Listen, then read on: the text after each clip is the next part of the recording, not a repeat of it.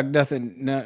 Well. Oh, we are live. I'm a UVA guy, so this is Well, you're lucky to be playing Duke and not the University of Miami in the ACC Oh, final. I Okay. agree.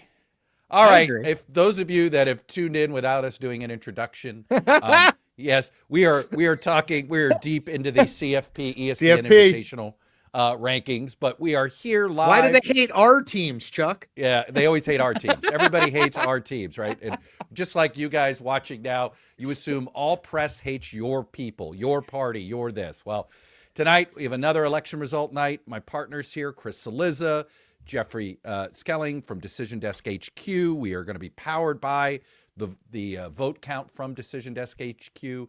Polls in Tennessee's 7th special congressional election. They close in 9 minutes. We will be here for as long as it takes to call this election. And let's be honest, this shouldn't be a very competitive election. But we shouldn't be hosting a live stream tonight. But we decided to because it looks like Republicans hit the panic button about 2 weeks ago. They realized that what happened on election night 2025 was not a one-off. There is a larger problem here for the Republican Party as a whole. They've tried to turn this race into a referendum on the Democratic candidate, trying to paint Afton Bain as sort of out of the mainstream. In many ways, Matt Van Epps is a very conventional conservative Republican, should be a layup, but it is not, Chris Cillizza. The fact that we are talking about this, the fact that we have a live stream tonight, the fact that national media has talked about this is, I think, already a win effectively for Democrats. Look, I'm going to let Geoffrey did an amazing post on this. So I'm going to let him do some of the details on why we shouldn't be talking about this in terms of numbers. But what I will say is, look, if a district like this is even marginally in play, I don't think Afton Bain is going to win the Democrat. I think she probably loses by 5 to 10 points. But the fact that she loses by 5 to 10 and the Republican Party apparatus writ large, the MAGA Inc. Super PAC, Club for Growth, are in for multi-millions of dollars in a seat Donald Trump won 60-38 not in 2020, not in 2016, in 2024. I think that speaks to the way the wind is blowing. Now, we're mindful. It's one election. I get it. It's a special election, but I want Geoffrey talk about, because Geoffrey's breakdown on Decision Desk HQ Substack, I sampled from it extensively in mine. And it was Geoffrey, great. Any chance you could share your screen with that chart on it? Because it's fantastic. Yes. Yeah. The one with like Travis Childers and Connor Lamb and stuff. That was great. Here. And by the way, while you're doing that, I got a great question here. Somebody just popped into the chat. If the first batch shows a massive lead, meaning early vote coming in, how should we be watching the vote come in, Geoffrey? Are we going to see the early vote first, then election day, and the usual pattern here that we see in other states? My understanding is that will be mostly the pattern. I can't guarantee that every single county will do it quite like that. But we know that about 84,000 votes were cast early or via absentee as of at least, I think, November 26th, which was when like the early voting period ended, was last week. And so that's a sizable amount. It's worth noting that every county in this district, at least 60% of its total vote in 2024 in the presidential election was cast early. So there's a decent chance that the 80,000, so that means a fair number of Republicans were voting early too, in person early, or via absentee. Which, by the way, just for people who aren't as familiar, just quickly on that, Geoffrey, correct me if I'm wrong. Typically, we always assume, early vote is going to be much more Democratic. They are much more likely to vote. But you're saying history would suggest that's not the case here. And by the way, Tennessee, one of the first states to adopt early voting. This is a habitual thing for Tennessee. Yeah, they've done it. We know that nationally, it was obviously very strong in 2020, but there's still in 2024 was a bit of a partisan split between how people preferred to vote. So Democrats and people who lean Democratic were more likely to vote by mail or in person early or early in some manner, while Republican voters were somewhat more likely to vote on election day. But the split was not as large as it was in 2020, and we saw Republicans make a big effort actually to push for people to to vote, get your vote in before Yep. election day. And so it's interesting because in this race with such a low turnout, well, I shouldn't say that.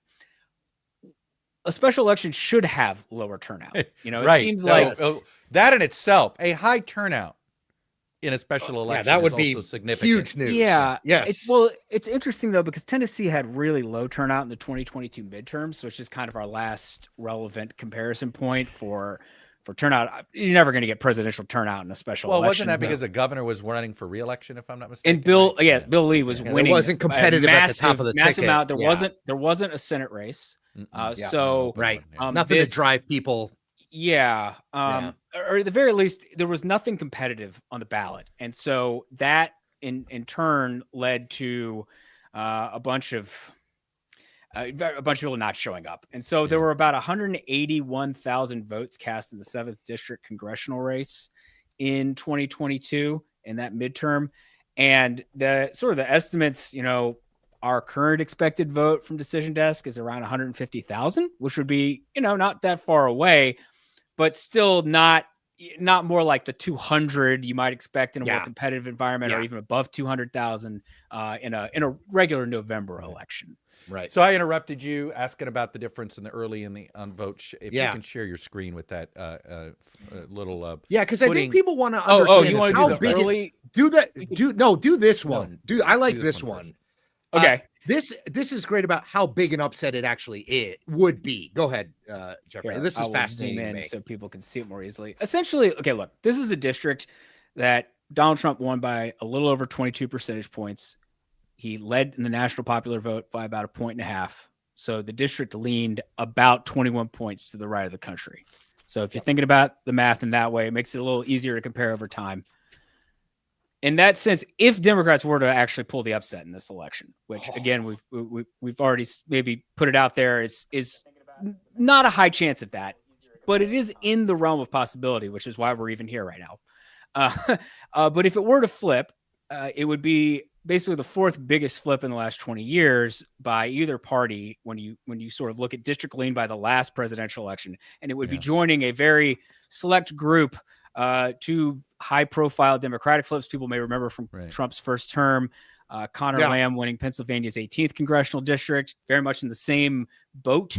And then in 2008, a little farther back, Travis Childers won a red seat in Mississippi that was sort of the end of George W. Bush's presidency. And then there was a weird one in 2010 in Hawaii, which I remember that one. Charles Tiju. Yeah, but that was sort of an accident because it was a setup where every party could have multiple candidates. Like there wasn't a nomination process, and so Charles Tiju ended up winning with about 40% of the vote. The two top Democratic candidates finished second and third, but they had about 59%. So if there had been one major Democrat, he probably loses. But hey, they couldn't coordinate. So look, I could look at your list, and I'm always hesitant that you don't have enough instances to say there's a trend, but it is not lost on me that the Childers special in Mississippi sort of did sort of foreshadow what was going to be a huge sort of shift away from the GOP towards Democrats, really across the board, both in 06 and in 08. And then also the Connor Lamb special. Yes. But there's a big difference between Afton Bain and Connor Lamb, right? And she is a uniquely bad fit for this district. Not She's a good running fit as for this pretty much district. an out and out progressive, like there's no she would be if she were to win, where you had the Childers example in 2008 or Lamb in 2018. I mean, they were running as very, very center of the party, moderate, trying to appeal to a district that was clearly, right leaning. And Bain is not doing that so much. Well, I think this is all a turnout play. Yes. And this is what makes it, to me, because she's not a good fit for this district ideologically, it's to me that much more of a potential catastrophe for the Republicans. Oh, if they lose this, if they elect her in that district? Because it means it wasn't about her.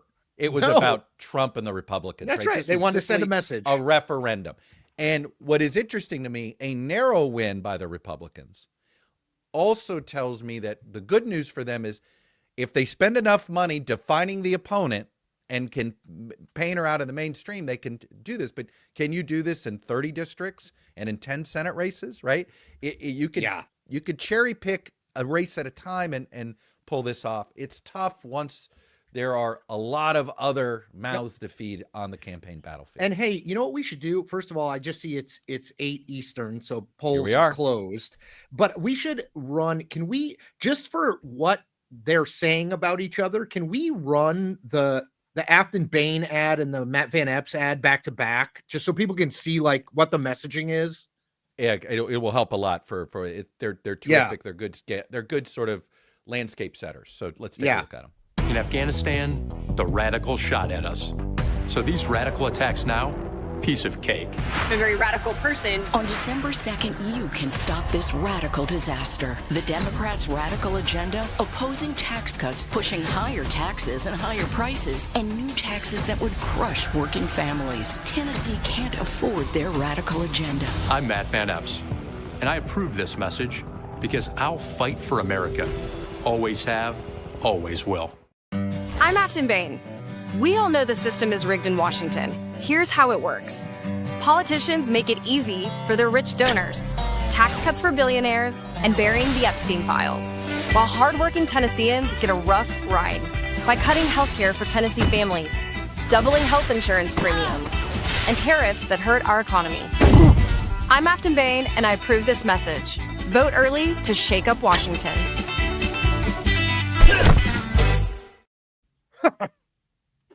Look, I think I don't like that Bain ad. No, I thought her ads. It's interesting how the two did their. One is sort of more about the Van Epps had very traditional, ad in the Trump era, right? Point of Yeah, I'm a patriot. The almost helicopter, because he was a helicopter borderline pilot. formulaic. Okay, Yeah. and I say that not disrespectfully. Formulaic ads work for a lot of people, so I'm not gonna. And she's trying really hard to say, "Hey, look, I'm one of you," right? Or my only question about that, Geoffrey, is it an ad like hers with the the metaphors are cute and all that stuff? Will it come across as trying too hard? Yeah, it could. I mean, it's one of those things. Like, I'm sure that ad. I mean, I don't have an accounting of this because that would be hard. It's a more to do, watchable ad. That's for I'm sure. sure that it's gotten more free coverage because people were like, "Oh, look at this fun ad," and this, Right. and even local coverage probably of like Afton Bain with this interesting ad. All of that. Maybe it gets a little bit more of that free coverage that is really great for a campaign when they kind of strike gold with the right kind of ad. But I do think that the Van Epps ad is interesting for a couple reasons. One is how it opens. The radical shooting at us. Not, in my opinion, it's subtle, but I think it's not hard to look at the recent events, the assassination of Charlie Kirk and a lot of the rhetoric, obviously, on the Republican side of the aisle in the aftermath of that regarding political violence, and that leftists are attacking us, and you're running against somebody who is viewed as on the left, toward the left of her party. And so trying to tie those things together is I think an understandable approach, especially in a red district where you're trying to just gin up even base level Republican turnout, because if you do, you'll win. First results starting to trickle in. If we want to share, we might as well share the screen that has the results coming in if we can. I can do that, or Chris, you can do that. Yeah, I can do it. No, I got it. Give me one sec. However you want to do it. It's one of the more. It's one of the counties furthest. We've got a couple counties in both Van Epps counties. Hold on, I'm doing it. Lauren, I'm doing it this second. Let me make it a little bit bigger. Okay, Lauren, we should be good. We should have it there. Yeah. So I mean, very little, but if you want to scroll down actually a little bit. Yeah, dude. If you scroll down a little bit, you see the map. You can see the map. Yeah. Where it is? Can you guys see that now? Yeah. I mean, by the way, like classic, I was literally just doing a thing for people who don't know. I'm at the University of Illinois. Chuck and I's mutual friend, Colleen King, is a professor here, runs a great program. I don't know if you can see over my right shoulder. That's Chuck Todd right there. And I was just who has been here. And I was just doing a talk and somebody asked about redistricting and gerrymandering. And I was like, man, like, look at this district. Like it's the entire north-south of the state. Like, right. And this isn't even a terribly drawn district, but just remarkable. Hey, did you guys catch what Tim Burchett, who's a Tennessee Republican, said about this race and about redistricting in general? Because what's interesting about the Tennessee map, Geoffrey, and confirm this, but is what they did to Nashville is what, for instance, Republicans in Indiana want to do to Indianapolis, or what we've seen in the past, what Utah tried to do to Salt Lake, which is you take the bluest part of your state and you make it a spoke, right? And you try to just slice it. So they distributed Nashville essentially to 3 different congressional districts in order to get rid of a Democratic district that was in Nashville.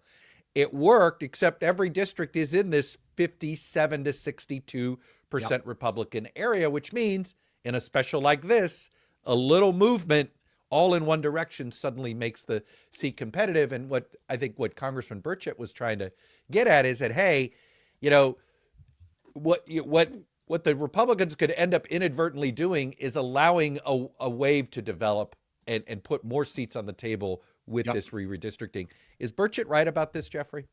I mean, I think it is a genuine concern. If you actually want to, Lauren, not to keep flipping between screens here, but we still don't have that many votes. But if you wanted to flip over to mine, I actually have a map up of Nashville, or the Tennessee congressional map.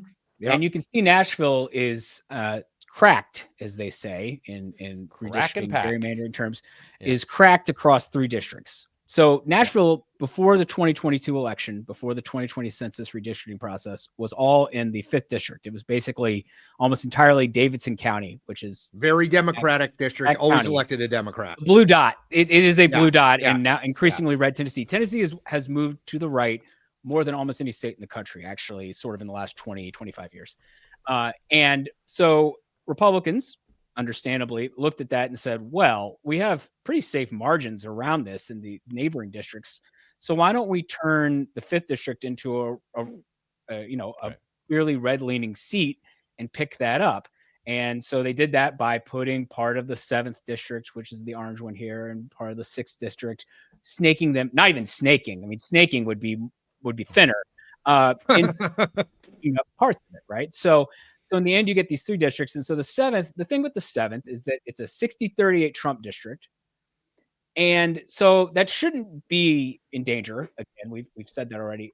However, if you have a special election with lower turnout and you get, this will be kind of fun.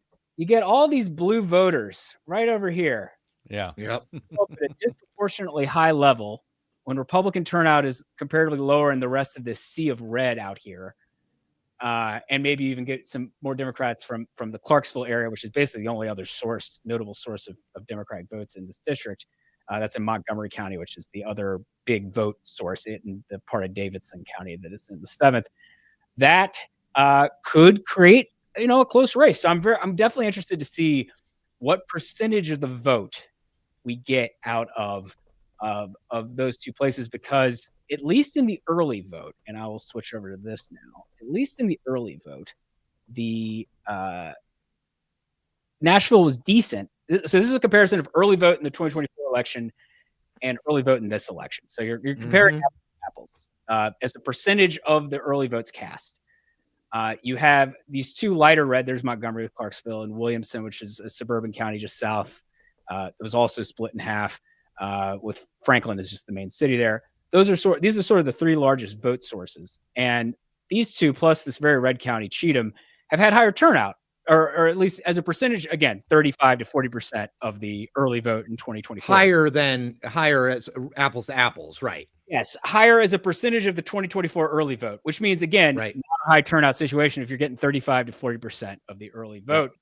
And Davidson here, the Nashville portion, is on the higher side. And then you have a bunch of these smaller red, very dark red counties, some of those early ones we're seeing votes from, much lower. And I do think that is a concern for Republicans and could speak to how this could end up being close, because then they have to have more election day turnout to make up for this. Now, Republicans are more likely to show up on election day, but if you're talking about at least 60% of the vote in every one of the counties in this district was cast early, it's not clear to me that election day turnout will make up for that. I was just looking too. By the way, just to keep in mind, in 2024, I was just looking at this. Just in Nashville and Davidson County, the Democrat beat Mark Green, who's the Republican who resigned to start some business. He hasn't really shared. So weird. Yeah, weirdly it's shady. So shady the way There's that he announced it. I'm not saying it is shady, but we have the way no he idea. It couldn't be shadier. It was the whole thing was weird, and it seems like he waited to resign until he had signed some deals. I mean, it's one of those where if we were living in another era, this would be a scandal. In the Trump era, it's a blip, right? By the way, Tennessee congressional delegation may be the worst congressional delegation, just in terms of like people and scandal. You unrelated. Did a whole ranking of that, didn't you? Yes. You put I mean, it's really bad, but we don't have to go through it. Keep going. Yeah. But by more than 2-1 did the Democrat, I'm very curious to see. The Democrat got 48,000 total vote, right? Just out of Nashville. Now, I don't think we're going to get that kind of presidential level turnout, where Mark Green only got 21,000. So, obviously that's more than a 2-1 victory there in that one. I just don't know if there's going to be that enough. Like where else does she have to do well, Geoffrey, besides winning in Davidson County by a landslide in order to pull this off? Right. So sort of looking back, we got a few more votes here. Van Epps is up 54-44, basically. This is early vote. There were about 19,000 some odd early and absentee votes in Montgomery County. This is where Clarksville is. And I said it's the only other spot where a Democrat could conceivably carry the county, basically. And if Bain is having a good night, she would. So this number looks good for her on its face. However, she's only up by about 3 points, and that's most of the early vote. So if the election day vote is more Republican leaning, I think knowing what we know about the district coming into this, we sort of expected Bain to need to probably win this county by a point or two to have a shot. Yeah. So the big question is how blue or how red is the election day vote? If the election day vote is as red as we sometimes see it, that is good news for Van Epps. If it is a little less so, or even bluer than you'd expect because of just this being a weird election, maybe Bain has a shot. So it's that, I think it's getting that, and just obviously keeping these places not as red. It's all about margins. And so, in a place that Harris lost 75-25, can you lose 65-35? And by the way, just to add one other piece to it, given what Geoffrey just said about same day voting and Republicans needing people to turn out same day, weirdly bad weather in like in Nashville, at least it's, I just looked it up. It is 30 degrees and all day was a snow, sleet, rain, cold mix. So, like it's a special election. It's a Tuesday. You gotta really care, you gotta really want to get out there and vote. And I would say, look, one thing that we learned when we did this, I mean, the last time the three of us were together on this 2025 election, right? Democratic base voters are very fired up. Republican base voters are not. And that, I don't know that plays out. This may wind up not being the case, but like the weather matters. If you're, if you're like, I don't know if I should vote. I don't know if it's December 2nd. If you even remember it's an election, you're not too focused on Christmas and it's cold and miserable and you're an older voter, get in the car and drive. My mom does not drive in bad weather. Right. I mean, so it's like, and her definition of bad is it's raining, you know what I mean? So like, I just throw that in there. Cause you're right though, Geoffrey, they do need, they need same day voters to get out there today and vote. Yeah, another county just looks like it reported a little bit. There will be more early vote from this county, Humphreys. So I don't expect that to stay blue very long. Just in case people were watching and being like, "Oh, look, a blue county," because knowing that Davidson's over here and that's the big drop that we're all very interested in. But thinking about this district on the whole, what I wanted to cut to was thinking about this Emerson College poll, which was the only nonpartisan public poll we had in this race. And, one survey, don't take it to the bank. You're right. You go to war with the army you have, not the pollsters that you want. And I've got my issues. No, with Emerson, and Emerson's fine, but this is not By the way, on Emerson. You put two N's in fine there. You're like, it's fine. Sorry. No. I'm very happy Emerson pulled it because otherwise we wouldn't have. We'd be totally blind. Right. We'd have nothing. Yeah, we'd have nothing. So it was great that they pulled it. So along with the Hill, they pulled the district and they found Van Epps, the Republican, up 48-46. So that's tight. And if it actually is like 2-point margin, this is going to be an interesting night. But I think what's telling, and this, regardless of how close or off the poll is, there are some numbers within that I think told a story, which one was Democrats were amped up and more motivated to vote because the recalled vote of voters in that poll was 54-41 in favor of Trump. But this is a district he carried 60-38, which means likely voters were a more Democratic leaning group. And so part of that is more Democrats are animated and are making up a larger share of the electorate. And there's also some degree of maybe a little bit of Republican deterioration. And that's because Donald Trump, among likely voters, his approval rating was basically split in the poll. It was 47% approve, 49% disapprove, again, in a district that he carried 60-38. And so this is like, if you're looking for the conditions where you could have an upset in a district like this, that's the kind of thing you're looking for. Lower presidential approval, including in a place where, sure, he's in the low 40s nationally, but he's like, just hovering around 50% in a district he won 60% in. That's meaningful. And then you have, lower turnout election, maybe animated, energized Democratic voters make up a somewhat larger share than we would expect in a higher turnout election. Yep. Hey, I believe our guy Jaron from Kalshi is on the line. If we can, bring him in. There he is. Jaron. Hey, my friend. We saw that the numbers already went from 91% to 92%. So prediction market's improving for Republicans. And hey, Lauren, Jaron, before you start, Lauren, share my screen because I've got the Kalshi market up on it right now. Let me make it a little bigger. Go ahead, Jaron. Go ahead. Oh, yes. No, I was saying, again, thank you for having me. Glad to be back. So the markets have been, moving actually quite dramatically in favor of Afton Bain. Look at that, Chuck. Look at that drop. Holy cow. Wow. Can you see it? Nothing like a few early drops to convince people to go the other way. They're shorting Matt Van Epps. Yeah, they are. Yeah, and looking from the early vote, she is doing in a lot of places, around 20 to 25 points better in terms of like the margin. And I do think this is the early vote that has come in. And I think, if this was the sort of final percentage in a lot of these places, she would be probably in a very good spot. This would be probably a very close election, but she had a very good shot. The bigger question, is sort of what was election day turnout like? There was not a ton of data. There was some anecdotal reports that it was quite high in certain parts of the district. And also how much more Republican are those voters? We expect them to be, more, or at least less Democratic than the early vote, but we have no idea how large that shift will happen. So I think once, one of these counties goes from, 50% to 100%, then the markets will really start to consolidate around both the winner as well as what margin. What's just very quickly, what's fascinating to me, Jaron, is basically the market doesn't move at all. I did 1 week and 1 month. That's 1 week that you're looking at. Yeah. This is 1 month. It's basically, I think that's a function of the fact that people have no clue. They don't know what the hell is going on. They're not dialed into it. Whereas right now you're seeing all this activity, but it basically stayed 90-10 for a month. And now there's some noise.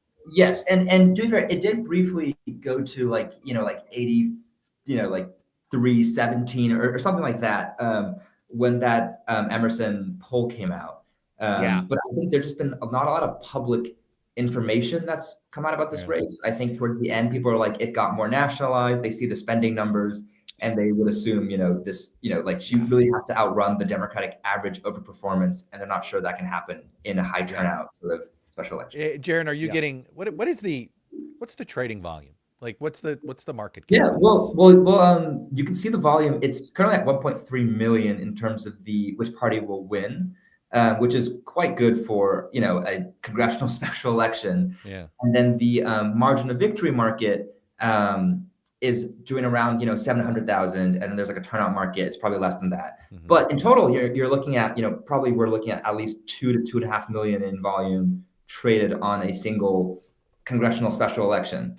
And, obviously next year in the midterms, not all the districts will be competitive, but there will probably be, a couple dozen competitive districts that could see similar or higher levels of volume, at least hopefully. Hey, Jaron, what's been the movement?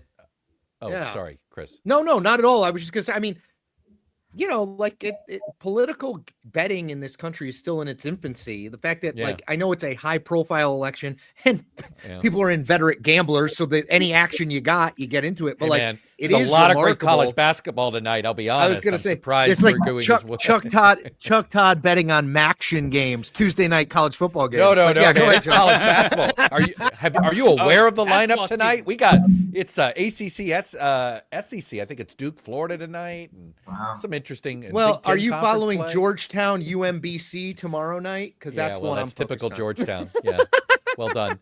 Jaron, I'm curious, what are you seeing simultaneous movement? You know, the market I'm most curious about to see impacted by tonight's results is the Democratic Party's chances to carry the Senate. Because to me, that's where you would see potential. Like, if we're going to see a blue wave, then suddenly it's to me, it's the market that they win both the House and the Senate that might show some movement. Have you seen much movement lately in that market? So that is a good question. We have not seen a ton of movement in that market recently. The House market moved quite dramatically after the Virginia and New Jersey elections. Right, I noticed that. Right, it went from like less than 60 to now over. The Senate market went up like 3 or 4 points. I mean, it went up for the Democrats, but not by a big number, right? No, it's not. It's still around 70-30 Republican, and I think that speaks to the difficulty of the Senate map, right? Where if you apply the Democratic vote performance in Virginia, New Jersey to the House, you could get easily like 230 plus seats. But if you do that in the Senate, you might still fall short in some of these like states like Alaska or Ohio that they need to win. Right. I think in those states, you really need for the Senate map to move. I think first you need to know who the nominees are. In states like Alaska, I think. So if they get a better recruit, if they get Mary Patello in Alaska, that number changes. Sharice Davids in Kansas. Sharice Davids in Kansas, that number changes, right? Stronger people will help a ton. Ken Paxton in Texas. Right, exactly. And right, well said. On the reverse. Flip side here, correct. Depending on who the GOP nominee is. I mean, Paxton could very well win, but yeah. Yes, weaker recruits obviously help, but in Texas, the big question is, will Jasmine Crockett run in the primary, and that would throw into things. But once you have the lineups, right, I think then that market could move based on who's the nominee, and then as you get more polling and fundraising numbers, that's when I think if there is a blue wave that starts to materialize, then the Senate map will start to move because again, even if Democrats win one of Ohio, Texas, Alaska, they're still not there at the majority at 51. They need 2 of those. So there is like a much higher bar to flip the Senate than the House. Yeah. I sort of look at it as I think it's the best bargain on the board is Democratic chances of winning the Senate, because the beauty of your markets, right, is you don't have to wait till Election Day. I believe this is something that you're going to see hyped up over the next 9 to 10 months. Right. And what is sitting at 34 cents might be sitting at 42 cents. That's a pretty good return on investment. You just have to, they don't even have to win. You just, got to know when to hold them, know when to fold them. That's true. Jaron, am I selling you well, Jaron? Am I selling this well? Because that is what, I mean, that's the beauty. Jaron's like, no, wait. You're supposed to just stay until the end. No, but that's keep betting. In all honesty, I can't tell you how many times in regular betting I'm like, man, I was right about the market on this. I was ahead of the market. And if you're just holding a bet slip, you don't get to take advantage of that. That's but right. If you own it as a share, you actually get to take advantage of you being ahead of the curve. Exactly. I mean, you're allowed to enter, exit at any point in time in our markets. Right. And that's why I think a lot of people, people are asking in the New York City race, why are people still buying, and Andrew Cuomo, like when he's at 8%, like, do they actually think he's going to win? And, part of my answer was they might think that like a poll or some, data point will come out in the week before the election that causes his odds to spike. And they did to like 15% briefly, and then people, exited. So there's a lot of reasons why people are entering markets at certain points in time. They don't have to hold till the end. Just, Jaron, one other quick thing that I noticed. Let me go back. I actually did this myself. Hold on. I took this off because this is my screen we're sharing. But okay, the Senate control one. Hold on, let me find it. it's fascinating, like the movement. So here it is, like it basically doesn't move at all, and then you have some movement around the election, and then it goes back to this is reverts. too broad. It goes, it reverts, right? Like here's a month, like it just doesn't, like it doesn't really move, but events move it a little bit, but then it kind of goes back, like here's the election, right? Like here in here, and then it kind of goes back to 70-30. But to Chuck's point, if you're day trading, and my guess is there are people, I mean, Journey, you probably speak to this, but there are people who probably do this. Yeah. You could buy it and sell it real fast and make a profit. Oh yeah. Absolutely. Like, there are people who hold till the end. There are people who look at arbitrage, who bet on, if for example, there's like a poll that's about to drop, maybe you can what that poll might say, and then the markets are quite reactive to polling. Sometimes they like overreact a little bit, and then they sort of, fall back down to after people fully digest what the numbers mean beyond the top line. So like there are people who can definitely, if you know the pattern of the markets, arbitrage off of that as well. I don't want to say the name of this other organization, but do you monitor that other organization in the trading range of that? Don't give them brand recognition. Are you always curious if there's a huge gap, which right now there is?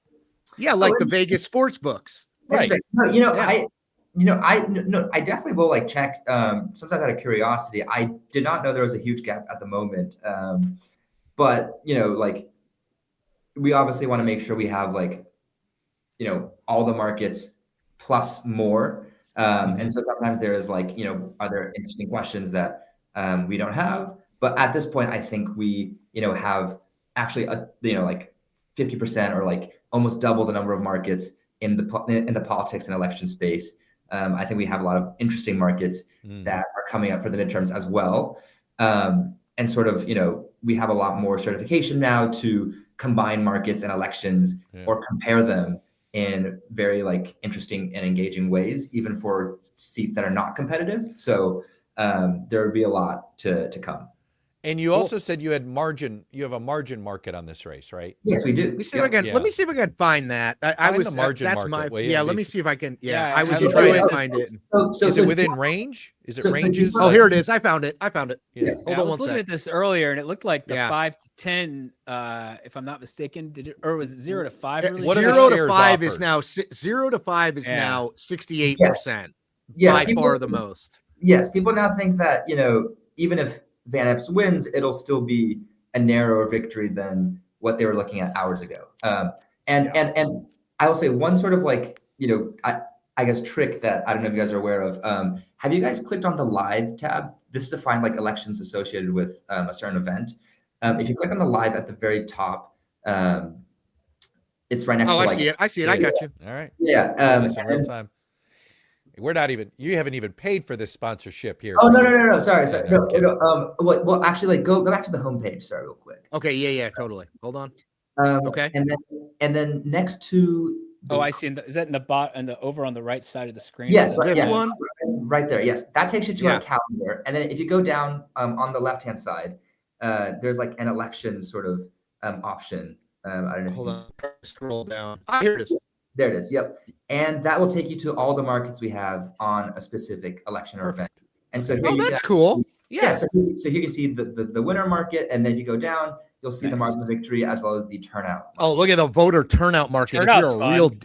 If you're a real degen, that's what you voted. That's what you get into. Hey, we gotta run. This is like betting on interceptions. This is like betting on interceptions. So true. Their player props. All right, Jaron. I love Kalshi. I'm all over it, man. I look at it more times than I'd like to admit a day. I'm happy to hear that, and we have some, interesting things we look at next year. All right, dude. Thanks. Awesome. Hey, I'm gonna pull up the map here on mine. Excellent. You guys, I think we have Kirk waiting, but go ahead and bring him in. Let's bring him in. Let me just let's go ahead. Kirk Beto, Hotline Editor-in-Chief. Kirk, good to see you. We got you in here. Hello. Hey, everybody. How you doing? Hey, Kirk. What's up, guys? So, in some ways, do you already have the story? Right? When you're thinking about the lead tomorrow, we know this is going to, we can already see this is going to be in the 4 to 7 point range at best for the Republicans, and could be even closer than that. It certainly looks that that's what we're seeing. But and I don't want to get ahead of ourselves here, but that's already the story, is it not? Right. I think the folks at the NRCC and the DCCC have had their press releases prepped for this race for weeks now. Yeah. The NRCC is going to say special elections are special. This is a totally thing that's separate and apart from what you can expect next November. While the Democrats are going to say that, look, this is continuing the momentum that we've had in every special election so far this year and the off-year elections last month. But I kind of set the line for this at about 7.5 or so, because right at 7.5, we're all such gamblers now, right? Like I know, do this, and it's just infiltrated the culture. That I do too. Not Geoffrey. Jeffrey is better than forever. Oh no! My number was 5. Sorry, but just 5. The fact that we all talk over unders. Or actually, okay. Full I'm talking over unders just because I'm a big fan of the Bill Simmons podcast, and I like it when Cousin Sal and Bill with that. We are too. Yeah, I think great. Gambling, especially on politics right now, is what Warren Buffett said. A tax on ignorance here. But for here, I'm setting it at 7.5 because on average in these special congressional elections so far this year, Democrats have outperformed the top of the ticket at about 15 or so percentage points. This is a district that Trump carried by 22 points. So anything closer than 7 means that this was an overperformance than what we've been seeing so far already on special elections. And it looks like right now that under is going to hit. And Kirk, did I read right? I didn't know this, it's my own ignorance, but that your first gig in journalism was for the Tennessean? Yes, sir. I covered the Nashville mayor's race in 2015 when I was Who still was in it? college. Belmont University. It was Megan Barry's race. Okay, got it. Who, by the way, Connection lost in this district in 2024. Exactly. Jeffrey's the man. I mean, that tells you that this isn't a race that district Democrats have totally ignored before. I mean, right, the fact Kirk? that Megan Barry ran and Democrats were like, well, maybe she can overperform, but I mean, she lost by 21. By the way, why didn't she? What if she were the nominee? It would not be this close here. Megan Barry had to resign in disgrace because of a scandal. Now. That's right. That's right. There was a bizarre family. I forgot this. Yeah, that's right. Yes. That got weird. Never mind. Yeah, so I was scratching my head a lot that when she was running against Mark Green in the first place because I covered that campaign. We wrote about her scandal and everything. It was not great. She was supposed to eventually inherit that seat from Jim Cooper whenever he was supposed to retire. when it was a consolidated, very Democratic old district fifth, before exactly. Right. Exactly. It was just Davidson County, basically. Yep. Yeah, it was all Davidson County was one thing in here, and now Davidson County it was getting bluer and bluer. And people thought Cooper was too moderate because the district had moved so I remember that to the left on him after being, more competitive over the years. Speaking of Davidson County, we have nothing out of there.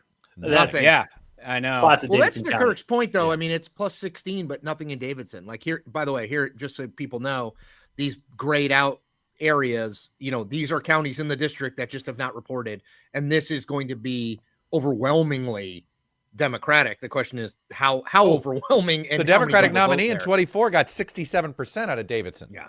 And that's Nashville for people who don't, that's what. So for people who don't but know, that's the number. I mean, and if you tell me that given the enthusiasm on the Democratic side, I'm going to guess that that she gets that she ends up with 70. Yeah. Well, the thing is to win, if you actually if you scroll down, Chris. Yeah, totally. I could. Yeah, we've got the number there. Scroll down a little. By the way, there is. Look at that. Finally, there it is. Oh, baby, there we go. That's what what she needs is something Plus more 70. along those lines. Oof. She needs, based on sort of our targets for like a 50-50 race, which by the way, that flipped the entire overall number. We can look at this in a second, but Bain needs. If you scroll down, she needs to probably win Davidson by here it is 57 points. See on these targets, see the little line. If you're running to the left of it, you're doing better. The Democrats doing better than the target for a 50-50 race. And if the dot's to the right of the line, the Republicans doing better. So again, this is where the turnout question and just how blue and Davidson, Nashville turns out to be is a very important deal, because you'll notice it does seem to be the one that is about the furthest distance from that target She's doing line the right now. She's over. It is early That vote doesn't mean drop. she's going to win, because Do we again, assume there's the the election first- day vote and all this other stuff. Jeffrey, but do we it's- see, is every first drop early in Tennessee? Do we assume that? I mean, that's my understanding, is Yes. that these Okay. are, and I was looking at the counts like in Montgomery County, and it was basically it was the exact same number basically of early votes that I knew were cast there. So Jeffrey, you're right. It's all early vote here. You know, I spent a lot of late nights in the 111 Broadway in the Tennessean office, just refreshing the all the election results there. What I'm really curious about, look, this Davidson County is where former Vice President Kamala Harris came out for a Get Out to Vote rally for her in her first, post presidential campaign appearance. You know, Steve Cohen, who's the only Democrat in the Tennessee congressional delegation, really Memphis. he really for those. poo-pooed that. He was saying Harold that, Ford Jr.'s old district. Yeah, it was stupid to have her come out there, that he would have preferred a more moderate to campaign with her. Obviously, Steve Cohen did not volunteer his moderate services to campaign with Afton Ben, but it seems to at least galvanize voters in Davidson County. What I'm really going to be watching here in the next little bit here is those Williamson County numbers. That's the suburban area. That's Brentwood. That's Franklin. And Chuck, you and I have talked about this in the past, but that's that area of the state where, if this was somewhere like Kansas, for example, it's almost like the Johnson County of Tennessee, where there's a lot more college-educated folk moving in there, very a lot more wealthier people moving in there from outside Nashville. Right, but what my friend Brad Todd will tell you, because I've been having this debate with him. I've always said, he's a Tennessee native. Many of you know him. We're not related. We're brothers from other mothers. Love Brad.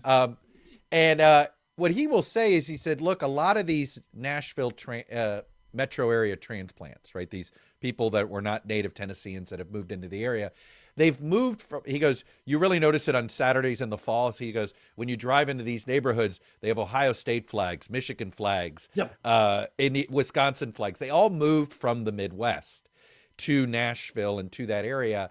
And he says it's usually due to taxes, right? It's like they're moving from states with taxation. Tennessee is a no-tax state. So he said that's why these new residents haven't turned the area as blue than, say, all the New Yorkers and New Jerseyans that have moved to North Carolina and to Charlotte and to the Triangle. And they have, right? That is a much bluer area now.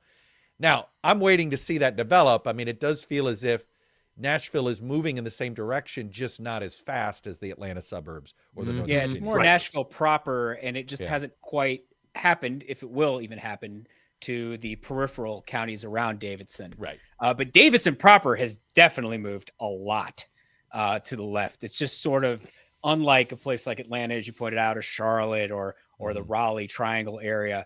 Some of the counties on the edge of the main county, like Wake, in where Raleigh is, or Mecklenburg, where Charlotte is. Mecklenburg actually might be a little bit of a closer parallel here, because actually the counties around Charlotte have not gotten as blue, or have not gotten lighter red to the degree that the ones around like the Triangle have in That's North true, Carolina. which so is maybe why North Nashville and Carolina Charlotte are continues actually to be what it is, right? Maybe they're a more interesting parallel, but Charlotte's bigger.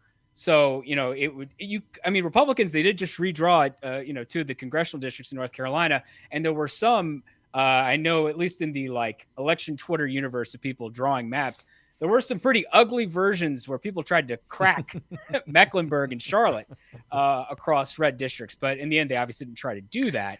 But it's sort of the same idea. You have a lot of red turf surrounding a lot of blue turf, but there are more people in Charlotte than there are in Nashville. I want to, Kirk, just ask you about, I'm fascinated about how Afton Bain became the nominee. I mean, she is clearly not, like, if you had to draw up, when we did this live stream in Virginia on election night 2025, we were talking about how Abigail Spanberger is like the exact candidate, like north of Richmond, former CIA, moderate voting rate, like exactly what you draw up. Afton Bain is not what you would draw up to make. She is not Childers in Mississippi from 20 years ago. She is not Connor Lamb from Pennsylvania, who pulled off similar upsets. How does she wind up at, I know she's in the state legislature. Like, how does she wind up as the nominee? But I've known Afton for a few years now, and I've covered her before she was a state lawmaker. She won her race in 2023. She comes from the activist and progressive organizing background. And I think what benefited her the most, and what she'll point to very readily, is the infrastructure that she's built up through that organizing background. Talking with a lot of Democrats in Tennessee in these final few weeks here, they were also very hesitant about, especially her more progressive background, how open she is on social media about her more liberal beliefs. But one thing that they had to concede was that her ground game is just incredible. That she is organizing door knockers, that she is organizing get out the vote. She is going. Sounds like what we heard about Mom Donnie. Yeah, exactly. I mean, she's connecting with a lot of people. And I think beyond from what's going to happen today, no matter how the dust settles out here, I think her campaign is going to inspire a lot of different Tennessee politicians in the Democrat Party to step up here. Because before this, it used to be kind of a set mold of what type of Democrat would run in these races here. But I think Afton is going to inspire a lot more people from different backgrounds to try and throw their hat in the ring here. Now, they might not have the same infrastructure that she has, but you got to remember in the primary, she got outspent pretty handedly by her opponent, by her Democratic opponents there. There was Darren Copeland, who is a local political strategist, pumped, I think a few $100,000 of his own money into this race. Hey, Lauren, would you switch it to my screen, because this was pertinent to what Kirk is talking about. Great. Which is the primary result. Yes, thank you, Geoffrey. No, Geoffrey, why don't you run through those there? Because I think her seemingly underperformance, like she didn't win a whole lot of these counties outright here, but it was that organizing effort she had everywhere that kind of overcame that deficit. That's exactly it. I mean, she only carried one county, and that was Williamson, right? But she finished second or third in a lot of places in a four-person race where 28% got you the win. That thing, you had a lot of candidates who were locally strong in certain spots, but then Vincent Dixie, for instance, carries Davidson, another state legislator, carries Davidson, finishes not outside the top three everywhere else, basically nearly. It's that kind of situation, and obviously Copeland did well, I bet, in some of the peripheral TV market kind of situations, maybe because he had a little bit more money and spent on ads. But I think he was the only candidate on the Democratic primary who actually got on TV. On TV, there you go. Yeah. And so Bain, is that all that's all Nashville media market, Kirk? So it's not cheap. Yeah, it's not cheap at all, and that's why he had to pump all that money in. Yeah. Yep. But in the end, Bain won of super. I mean, you had four candidates hovering around 25%. I mean, that's amazing. She got less than 9,000 votes, and she became the nominee. I mean, it just shows you in these like small turnout races, like the difference between first and fourth is 1,700 votes. Like, isn't that nuts? Isn't that nuts? But again, I think it just goes to the organizing effort that she put behind here. She's one of those candidates who really inspires the base of the Democratic Party. And what we've seen again and again throughout all these special elections this cycle is that turning out the base is what matters the most. And her progressive bona fides, the work she's done in the legislature already to kind of combat the tax on groceries, which, she came in with a more progressive organizing background, but it really attacked that affordability issue before it became the issue du jour for Democrats. That's really helped her. And again, it's the organization here because of that activist background. We keep talking about her. I mean, I guess Van Epps knew that, and I look at him and I feel like, he's done everything he was supposed to do inside the party, right? He has served in the state, and he's sort of veteran. Like, right. He paid his dues. He's checked every correct box, but it wasn't a campaign that stood out. No. Afton's been the main character of this race since the primary. If you look at any of the ads on the Republican side, they've all been about her. It's been very few mentions about Matt Van Epps himself or even President Trump. It's all been about Afton here. And even his bio ads have been very much playing up it's almost like he took a page from Mikey Sherrill's book, where he plays up his service as a military helicopter pilot who's been in combat missions. It's like that playbook again, without mentioning Trump, but attacking Afton. She's been the main character. that to me was the most striking thing about the ads that I'd looked at, the ones we played earlier, is this is the first time we've seen candidates like, in a House race with this, that run this far, it's a big crack in the coalition that you have somebody running in this red of a district not saying Trump's name. Exactly. That's been the most striking thing to me. Absolutely. Yeah, I want to make sure we pointed that out, that there's the Republican ads have not really mentioned Trump, whether it's the candidate or the outside groups. That they focus on Bain. She's given them some material. Which, if you go back a year, every candidate running was like, and I'm a Donald Trump Republican. Like that was how you won. Like that. I mean, it was a formula. By the way, I just got a text from our friend Ben Jacobs, who has worked in a million different places, great journalist. He is at the Afton Bain campaign, party or event. So I just asked him to send us what's the mood like. I'll keep you updated. But thank you for watching, Ben. No, he's at Marathon Music Works too, right? I used to go to concerts and church there when I was in school. Nice. Nothing like the South, concerts and church. That's how we should do it. In New England, be there Saturday night for church. You'd be there for Saturday night for Alabama Shakes, and then you'd be there, less than 12 hours later for church. It was great. See, so Kurt Beto has good taste in music too. I know from my own experience at the hotline that you've probably already either assigned the task of putting together this sort of a retirement watch list, right? We have your out of the house list, but the ones that you've already been kind of keeping an eye on, and how much bigger does that list get? And does it get much bigger if she actually wins tonight?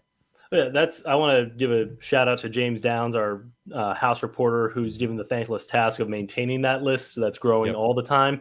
And if she wins tonight, or even if it's within that 5-point margin that Geoffrey's talking about, I imagine that list is going to grow a lot more before the end of the year. Now, November typically is the month that has the highest number of announced. November, the off year, has the highest amount of announced retirements over the last 10 years or so. But if this result is as close as December 2nd, if it's as close as could be December. On track to be, we expect a lot more right now. Yeah. All right, dude, you're the man. I didn't know the Tennessee connection, but I'm thrilled. Thank you for the updated where Afton Bain's party Chris, is. That the is fact really that you don't realize the kind of operation we run here. I know. It's a high-end operation. It is. We don't just put anybody on air. No, it's the vetting process and everything. Yes. This is great. Kirk had to fill out a 75-page Google Doc to get on. The candidate answer form is incredible. Unbelievable. Right, dude, We've coached them not to do it. Kirk Beto, good to see you. I want to just, while we're bringing in Aaron from Cook Political Report, I just wanted to, Ben Jacobs texted me, said, Democrats haven't had much to celebrate in Tennessee, so people are jubilant. They're cheering on Bain's lead while this giant beer hall is getting pretty packed. People are lining up at the bars here and blaring Stevie Wonder. So, I mean, how bad could it be? It's a Tuesday night in Nashville. Well, first of all, it's Nashville. There's going to be live music somewhere. So every night, why are we Friday listening night in Nashville? Why is it Stevie Wonder? Go have some live music, guys. Come on. Seriously. All right, let's bring in Aaron Covey from the Cook Political Report. Hello, Aaron. Nice to see you. Hey guys, good to see y'all. So let's start where I just ended with Kirk Beto, because I know you do this too. How big is your retirement watch list at this point? Right, people that haven't said anything, but you've been wondering, boy, how much stomach do they have for this? Do they really want to be in the minority if that's where this is headed? And how much impact on that list does tonight have? Yeah, it's a good question. I think so. We're at about 23 House Republicans, I think, by my last count, who have announced that they're not running again. Which is office or something, or running for another office. A lot of them are not. Most of them are running for governor, it appears. But in terms of quote unquote retirements, that's where we're at, which is kind of similar to what we saw at this point in 17. But I do think there are probably, I can think of at least like a half dozen folks who are rumored to be considering retiring on the Republican side. The folks who are in competitive districts who are the most important to watch would be people like Bill Huizenga in Michigan, has not said whether or not he's running for re-election, and he is Not thrilled about a number of developments that have happened for him personally over the past several months in terms of getting the gavel on his committee and being forced out of the Senate race there essentially by Trump. And then you have Darrell Issa, who, I guess may just run for Congress in Texas, which is ridiculous. That's unbelievable. Here we are. I mean, that's unbelievable. It's kind of the Crockett district, or not really. They cracked and packed Dallas, and it all depends. I mean, it's not the first time we've seen people try to do this, and it's amazing how many candidates from other states try to pop into both Texas and Florida and think, hey, why not? Everybody else lives here. Why can't I? So a sitting member, what was the last time that happened? A sitting member? I don't know. Sitting member moving. I actually was looking for this, and I was too. Because we've got the Byron Donalds open slot in Florida has former members. Mike Collins, Chris Collins. Collins, Madison Cawthorn. We got 2X, and then Catalina some other. Lau. Yeah, there's another embarrassing Catalina Lau and Jim Oberweis, two Illinois transplants. That's right, Oberweis. There. Yes. Yeah. Two failed congressional candidates. You've also got Nadler's district in New York 12, which I think is the good Democratic the George Conway seat. Yeah, George Conway. Although I think he actually lived there for a while, apparently. He did at least live there, apparently. Okay. I mean, if you've worked in New York or DC, you've probably accidentally spent the night in that district somewhere. But sorry. I once overnighted in this district. Vote for me. I've changed planes in Dallas. I'm Darrell Issa. I approve this message. DFW, yes. Looks like Williamson. Wait, what was it? Wait, quickly. What was it that Darrell Issa and his brother, they were like, it's the car thieves, and they invented the car alarm. They were like the most amazing story. That's why he's on rich. The steering wheel, right? Oh yes. Yeah. Well, what was it called? Well, they basically. I mean, if you remember the old woo woo woo, those car alarms, you can thank Darrell Issa for those car alarms. It's totally fascinating. And he's the wealthiest member of Congress, right?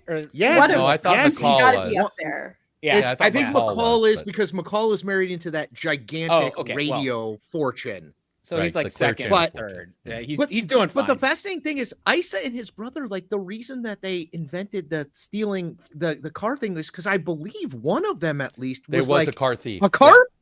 Yeah. Anyway, an actual thief. Sorry, nature called. I just wanted to pop back in with my random Darrell Issa fact. Hi, Aaron, again. Hi. Yeah. Aaron, back to you. Sort of the big shift here. Look, while you were talking, we got some Williamson County in, which is the third sort of the third most populous county. And here it is right there, Chuck. To me, an early vote drop that slightly favors Van Epps. I would assume, Geoffrey, you're a little disappointed if you're Bain. You hoped to win the early vote here, didn't you? I mean, I think for Bain, you would want to be a little farther ahead in a place like Montgomery, the light blue on that, and closer to 50-50 in Williamson, because the election day vote is going to probably be more right-leaning. And the fact that, Van Epps is up by 10, 11 points in Williamson off the bat is probably bodes well for him.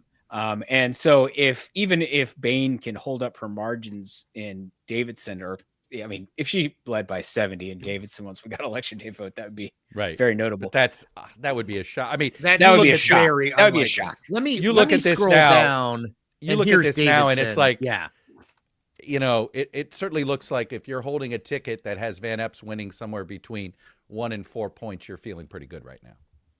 I think that's probably right. Mm-hmm. Yeah, I think we're looking at probably a single-digit victory. Maybe but a low single digit, which is what I mean. That's an earthquake of 6.5 Richter scale. It's not in the sevens, but that's a pretty big deal. No, Aaron? It is a big deal. It's about in line with what we have seen from the other specials on the House, on the congressional side so far this cycle. Those Florida races, obviously the Democrats lost them by double digits, but they did overperform Harris by over 20 points. In both cases. And so, it wouldn't be, I don't think, totally outside the realm of possibility. And I guess going into this, I think my assumption was that Van Epps probably won by mid to high single digits. But yeah, I mean, it's definitely not good for Republicans. And as you know, the narrative is a big part of why we saw so much Republicans spitting at the last minute. You know, of course, there's like a chance that there could be an upset here, but it's also just that they don't want to have an embarrassing result. Yeah. Look, I mean, I'm not going to speak for the decision desk guys, and Geoffrey, you know how they operate better than I do. This is obviously I'm newer in this partnership. But I'm guessing they're waiting for Election Day vote out of Davidson, and then they'll call this.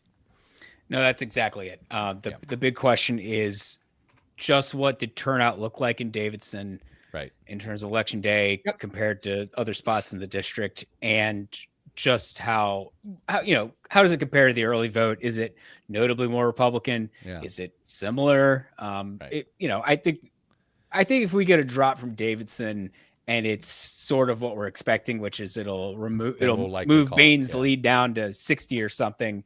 There's probably a decent shot that we'll view it as a Van Epps projection. Are there moral victories in politics? I go back and forth on this all the time. Like, let's assume, and again, Chuck and I are the guys who do the random speculation. Geoffrey does the actual math. But let's assume that Van Epps wins Aaron by 4. Okay. What does that mean? Like, as you are then looking at the map and trying to be, ahead of the curve of like, I always wonder about that, because it's like I for so many years Democrats were very focused on winning moral victories and Republicans won actual victories. Like, is close matter or not? Like, do we remember this in 6 months? Like, oh, remember she almost came close to winning? Like, what do you make of that as you try to look into the future? I mean, I do think for the narrative, yes, it matters, because a lot of people more broadly they're not looking at the comparison to the actual baseline of these districts. They're looking at how close it was. So I do think, in terms of like the media narrative, I think, Bain coming 4 points away will get a lot more attention than the results. And again, like the Florida specials at the beginning of the year, even if we're looking at overperformance, they were roughly the same. And of course, I think the closer we get to the midterms, the more these specials matter, because the more accurate of a pulse we can take on the national environment. But, it is, ultimately one data point. So yeah, I'm generally, I would say, more conservative about reading into these cases. Tell me your, I used to have this debate with Charlie, back in the day, because, sort of likely lean toss up. Do you put a margin of expectation in your head when you decide something's a toss up? Is something a toss up if it's 0 to 5? It's lean if it's 5 to 10. It's likely if it's 10 to 15, and it's solid after that. Am I putting too much math behind that, or how would you describe it to our lay people? There's not lay people watching. These are junkies who love this stuff. I was gonna say, if you're watching this, you're into politics. Yeah, I think they'd love to know when they see, hey, this goes from likely to lean. What does that mean numerically to you? What numerical message are you trying to send? It's a good question. I think there's always a tension with this job between the margin and like the probability itself, right? Mm-hmm. And so like we have this rated as likely Republican because I think Van Epps likely wins this race, and that is true regardless of whether he wins by 10 points or 4 points. Yep. But it does, I mean, in terms of the optics, it doesn't matter. And if we have a race in solid where the candidate who we had in like solid R, the Republican, wins by 4 points, that is not a great look on our part, and probably means that we like missed some signs leading up into it. But I think we don't have like a hard, I would say, margin. I will say, in terms of like, if at the beginning of the year when we're setting these ratings, what we're mostly looking at is, of course, the most recent election results. And if like a race was like within like 3 points, that's kind of like going in toss up automatically, roughly. There's exceptions there, but we don't have any having worked for the Cook Political Report. It's like all good things, a little bit of art, a little bit of science, put it all together. Right. I think that's just the reality. That's how you do it. That's how it works. No, and it's one of those that I'm it was always, if you think a race is going to be close, but you always are, like New Jersey's a great example in general. It was always going to be a 3 to 4 point race in general, and not New Jersey governor most recently, but back in the day. But you always knew the Democrats were going to win. And you're like, but if the race is going to be a 3-point race, do you really want to put it in lean? Shouldn't it be a toss up? Like, how do you assess a race like that, Aaron, where you know it's going to be close, maybe Iowa Senate is a good one, right? Where you just sort of know, but there's a high floor, low ceiling for the Democrats. Yeah, it's a good question. I think Iowa Senate we have currently in likely Republican. Mm-hmm. I do think I think we can be a little bit more nuanced about it the more data we have. And when we're talking about a special election where there have been 3 public polls, there's been some private polling as well. But, we don't have a lot of data points to look at. Right. And so I think, if it looks like the Republican, if I feel relatively confident the Republican is going to win, I think that is a likely race ultimately, even if I think, okay, maybe the Republican wins by 5 points. But, I think with the Senate race, the closer we get to it, we'll have a lot more data. And if we're seeing, okay, like consistently, this is within the margin of error, a Republican should win this, but it is close, then I think that would be like a moment where we would maybe shift it into lean. So let's talk about how big is the House playing field? Yeah. Great question. What is the Cook Political Report's view of competitive races? And I assume anything at likely or less essentially is in the competitive column, right? Yeah. I mean, we can, sometimes we define likely races as those with the potential to become competitive, but roughly in terms of when we're talking about the battlefield, I need to pull up my ratings because I was gonna say, Lauren, if you want to pull up my screen, I actually can have. Yeah. By the way, the 2 markets, Kalshi and Poly Market, have both gone to 99% for Van Epps because I think the New York Times put out an estimation. Yeah, they do. They have an estimate. Yes, they put an estimate. The needle. And everybody you guys saw it. It was just like they put out an estimate, and it was like goodbye. Everybody was like, "Shoo! I'm going to quickly go buy some Van Epps." Right. So you could just look at the estimate there to see that. There you go. Could just go to the source. So how many Aaron, it should be the map up there.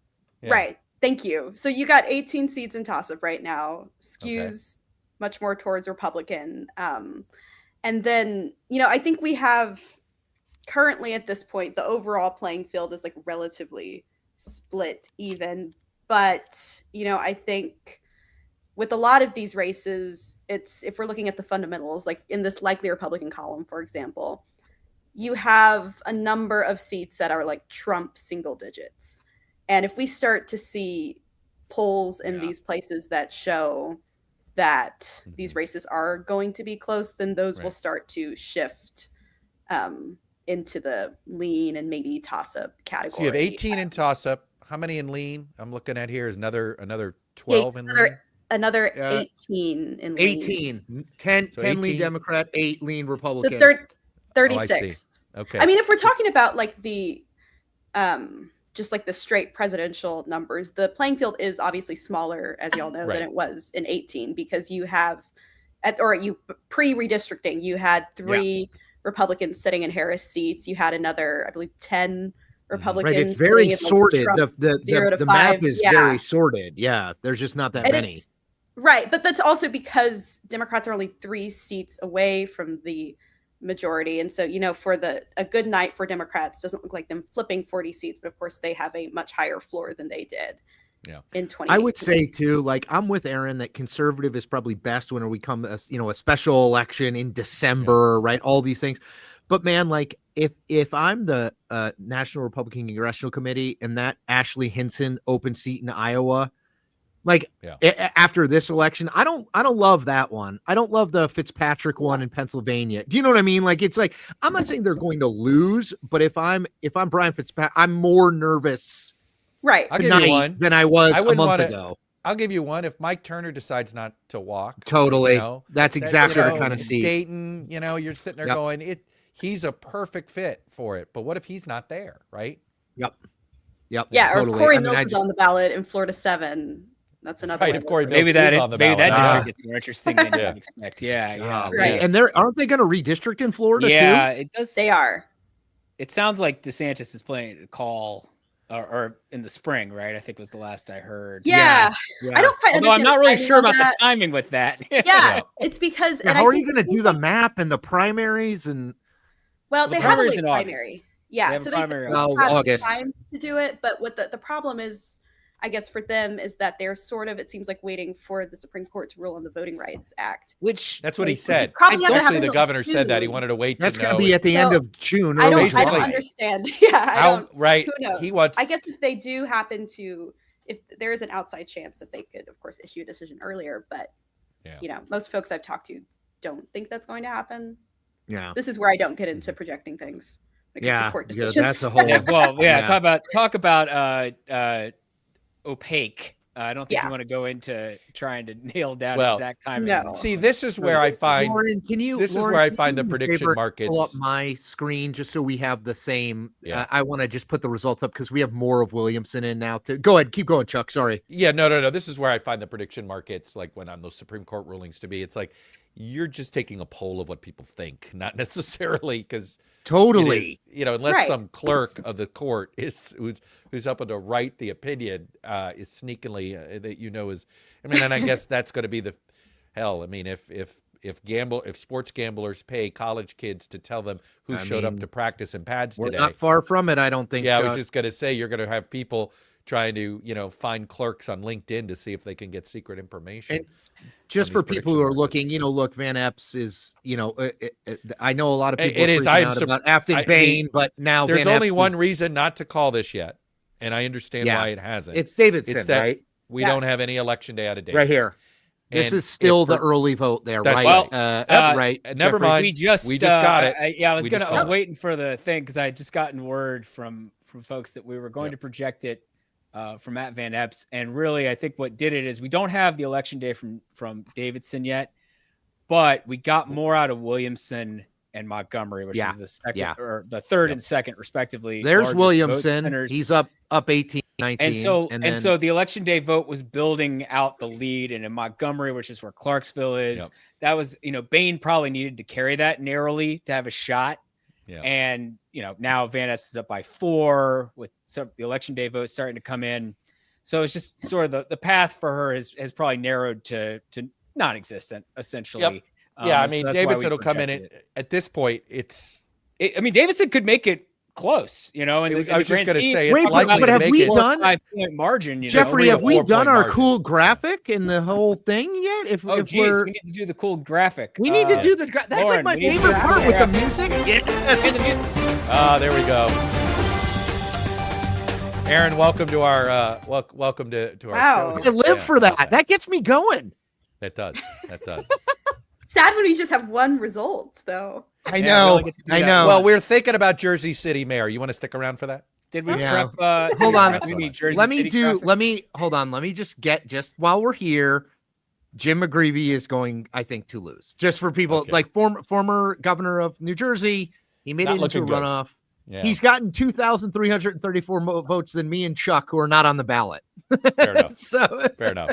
Yeah. Aaron, thank you. Yeah. Thank you for sticking a little longer too. We appreciate you. Yeah. Go check out the Cook Political Report with Amy Walter. I used to work there. It's where I got my start. It is amazing. Yeah. They now have Chuck. You realize how many people they have? I'm well aware. By the way. My old colleague Carrie Dan is the managing editor. You're like, man, it's unbelievable. It was literally Charlie putting his finger in the wind and going, operation back in the day. Just kidding. Hiring like idiots off the street named Chris Saliza to help. They'd hire anyone at that place back in the day. I mean, me, Amy Walter. All right. Thanks, Aaron. What was he thinking? Thank Great you. to see you, Aaron. All right. So all right. So just for people getting caught up, Decision Desk has called Tennessee 7 for Matt Van Epps.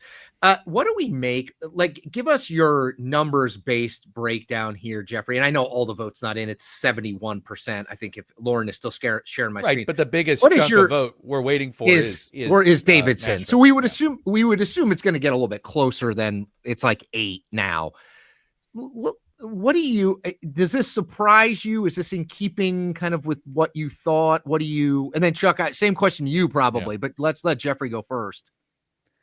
Yeah, I mean, look, to some extent, it depends on to all transparency. Michael Pruser of Decision Desk, our head of data science, he was like, he likes to get everybody's number before the night. I don't always share it because I don't want to be like terribly wrong. Exactly. I did say Van Epps by 4. Was my feeling that still feel pretty good about that. Which, well, we'll see. Yeah. I think it could be close. Depends on Davidson. Yeah, it depends on how much. Somewhere around 5 on one side or the other, and I think it gets down to let's say it's 5 points. Like I don't know, it'd be 5, 6. Who knows exactly what it's going to be? But around that area, in a district that Trump carried by 22 percentage points, that would be a 16, 17. If it's 4 points, 18 point swing. And that would be very much in keeping with the swing that we've seen in other districts, in some of the other special elections that in this cycle. The Florida 6th was a 16 point swing to the left. Virginia's 11th in September was a 16 point swing to the left. Arizona 7th in September was a 17 point swing to the left. Now, there were a couple that had larger swings. The Florida 1st, Matt Gaetz's old district, also way back in April. Like a 30, right? It was something. Well, 23 in just margin. 23 and the Republicans still won, just in case you were wondering how Republican that district is.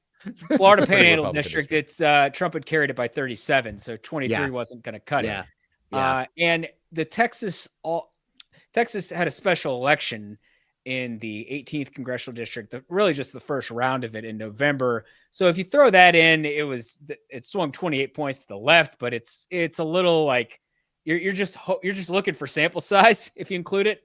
But overall, if you include all 5 of those, you're talking about an average of a 20 point swing to the left. If you don't include the Texas case, it's a little lower than that. And this would be in keeping, so I think it's sort of like, okay, well, we turned over another tarot card or something. We turned over another tea leaf, and it sort of said some of the same things that we've been seeing. And so it's like, well, if you're, looking ahead to 2026 and thinking about what we just saw in November, this is a result that is in keeping with a Democratic leaning political environment. Is it one that is like the, end is nigh for the GOP kind of one? Maybe not, but it is still obviously concerning for them. No, but I think, look, I think tonight, I think that when you look at the panic level that got hit sort of about a week ago amongst Republicans on this, I think there was a real fear that the bottom was going to fall out, right? You had this sort of, right, you had a series of really bad headlines. You had this sort of the fracture. First, it was Epstein fracture, Marjorie Taylor Greene fracture. You're like going, hey, is this Trump coalition about to collapse, right? And you've had a really grumpy House Republican conference because they were all held away from the shutdown. They didn't like that, right? So you were just wondering, oh my God, if they lose here, this whole thing could. And what I think, it would be a total panic. Correct. I mean, it would have been a total, whether it should be or not, it would have been a total panic within the Republican Party. This is one of those things where when you look at it, if you weren't paying attention at all, you're going, oh, wow, here we go. Democrats really. But in some ways, you got to give the Republicans and you got to give the Republican campaign arms some credit for saving this, because the cost of losing this, whatever margin it is at this point, the cost of losing would have been way bigger. So enormous. They definitely had to throw money in here, and there's definitely stuff they're going to learn, but they're not going to have a Democratic nominee. This is what the Democrats are likely to start whispering to reporters tomorrow morning. Hey, look at how well the Democrat did despite not fitting the district, right? That's going to be that's my spin. That's my takeaway is, and you're never going to know, but if they knew that the race was going to be as close as it wound up being, I assume that they didn't focus a lot on it because they were like R plus 22, and they were like, oh, well, whoever wins and it'll be fine. But she is uniquely not. She just needs, like, it's the Williamson thing, right? It's like, it's exactly what Geoffrey was saying. It's not, I mean, David said yes, but it's the winning the pinkish, non-hardcore rural MAGA counties that hurt her. And the I'm very radical, which was played in every ad, and her going out trying to like get on, like, we're gonna get these ICE people, like all that stuff. I think it people are like, she's not like us. But this is the first time they had to run a campaign essentially running away from Trump a little bit. Yep. That's frankly, that might be the most notable thing about this. Yep. Chuck, I think so. Yep. And learning how to do it, learning that they're not. I think Van Epps was a perfect bio for them to for a Republican campaign. Vanilla Republican, and Afton Bade was the perfect opponent. It's what every Republican incumbent will dream of, right? They want somebody that they can paint as, not, from outside the mainstream of their district. Yeah. So I think that's one of those. It literally will depend on what eye you're looking at these results on, right? If you're looking at it through your left eye or your right eye. Yep. We did get a few more votes. Yeah. I'll scroll. Yeah. I was gonna say we got a few more votes from Davidson, if we're just thinking about margins in this race. And so it's now at about 6 points. Yeah, it's floating between 5 and 6. Yep. With three-fourths of the vote in from Davidson now. But still, at this point, it looks like probably like 40% of the vote left, 35% of the vote left is from Davidson. So yeah, I mean, it's going to be in the mid-single digits. I'm not sure. Yeah. I'm not sure which side of 5, but it's going to be in the mid-single digits. I will say this: I think the turnout is remarkable for a special election in December. Sorry, I find that remarkable. Over 120.